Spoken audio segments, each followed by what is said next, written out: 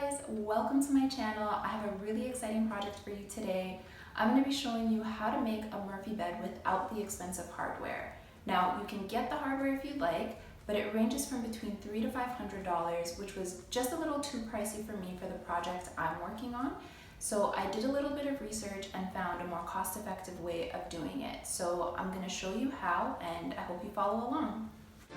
Today I'll be showing you how to make a queen-size Murphy bed. You'll want to start with the base, which is where the mattress will sit. Make sure you do all your measurements. You'll have 2 sheets of plywood underneath and a box frame around to hold the mattress. I had all of my pieces cross-cut at Home Depot, and here I'm just cutting them to length on my miter saw. Once you have everything cut to length, it's time to join the pieces together. I personally love using the Craig pocket hole jig. It just makes everything easy to put together, and it also hides the holes for the screws. Once that's done, we just want to sand everything down to make sure that it has a nice, smooth, clean finish. Here, I'm just using a 220 grit sandpaper.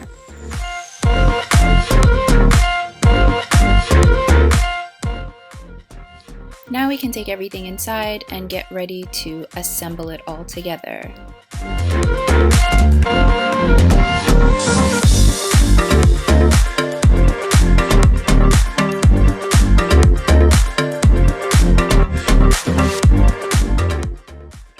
Using the pocket holes that we previously drilled, we will now be attaching the 4 pieces together using pocket hole screws.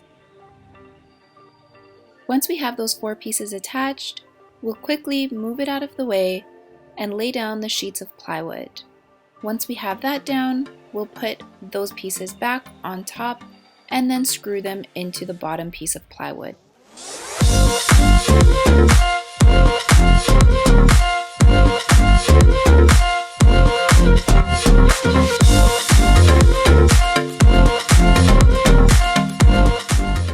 Now for the supports, I cut 1-inch strips of plywood and I'm screwing them down to make sure that everything is held together securely.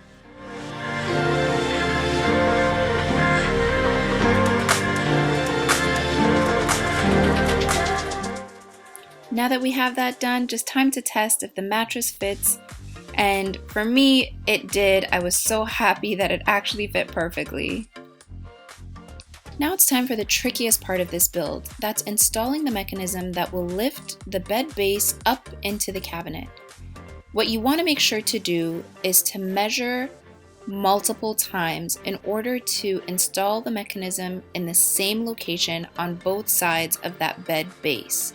This will be very important to make sure that everything is level when the base is lifted up into the cabinet.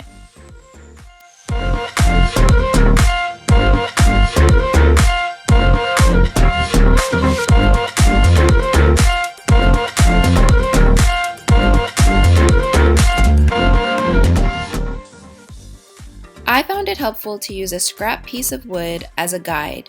This helped me to make sure that the mechanism was installed in exactly the same location on both sides of the bed base. Once you have the spot, just mark out where the holes should go and then drill some pilot holes.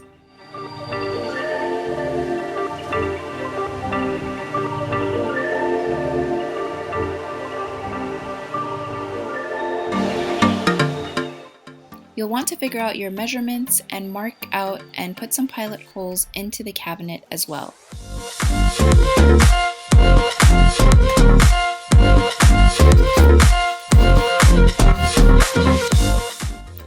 Now it's time to build the cabinet where the bed base will pull up into. This will be similar to the process that we did earlier.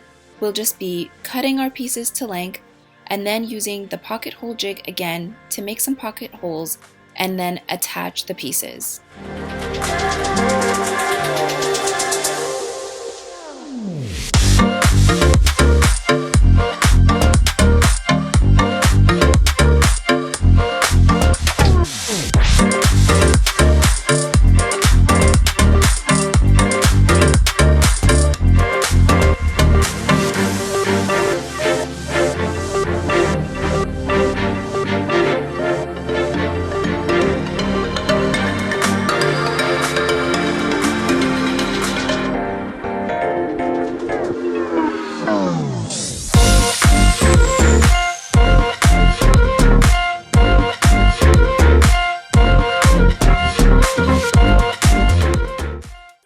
One thing to remember is that when joining these pieces together, use glue and screws. This just makes the joint extremely strong and very hard to break apart.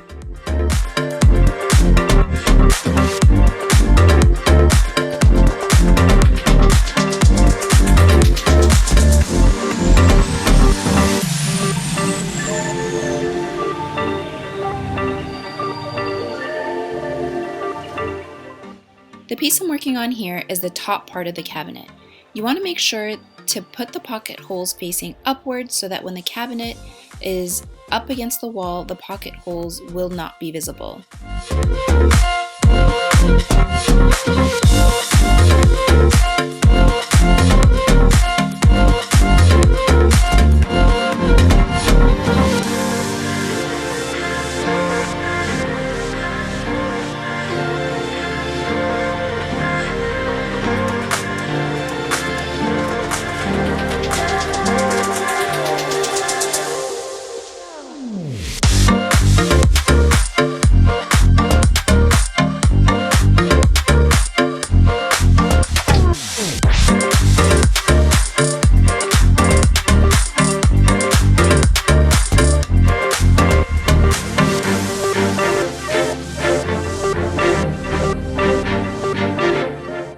Here I'm just adding some edge banding to cover up the exposed plywood and give a nice clean finished look. Now time for some decor. So this piece that I'm working on now is the front side of the base. This is what's going to be visible when the bed is lifted up into the cabinet. I had a vision in mind of what I wanted to look like, and I used some plywood cut to 4-inch strips and attached them accordingly to get that design aesthetic.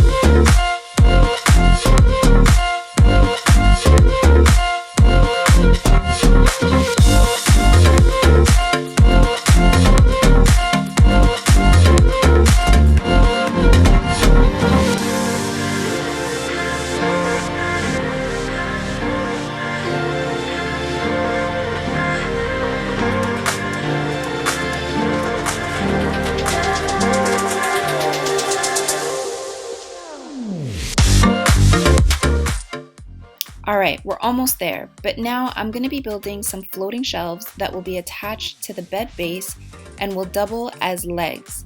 This is what the bed will sit on when it is folded out.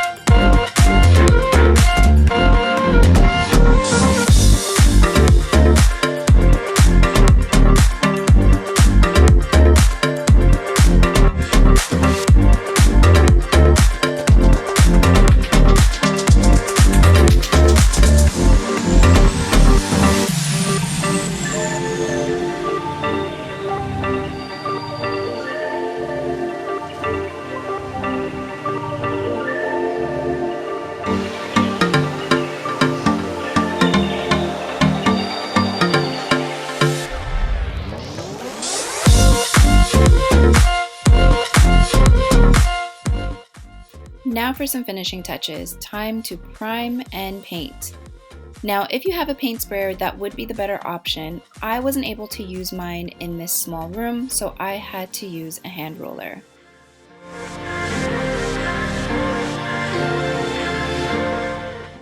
Now to re-add the mechanism. I used some T-nuts to strengthen the support and make sure that everything was just nice and strong. That is optional if you want to use it or not, but I just thought it would be a good idea.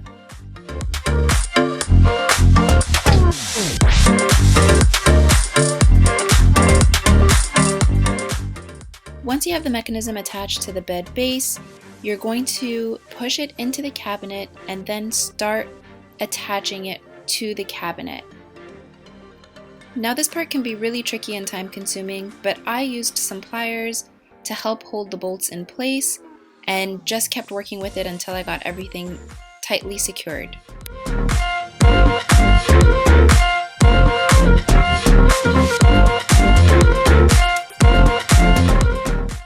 To save a little money, I just got these door pulls from my local variety shop and attached them to the inside of the bed base.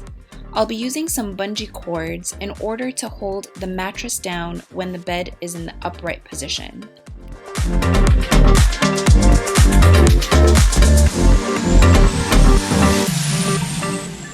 You also want to secure the bed to the wall, screwing these pieces into the wall studs.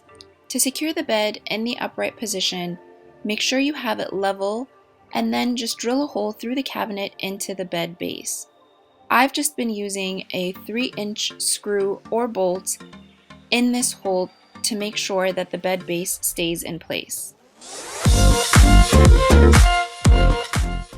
And that's it. Here's how it turned out.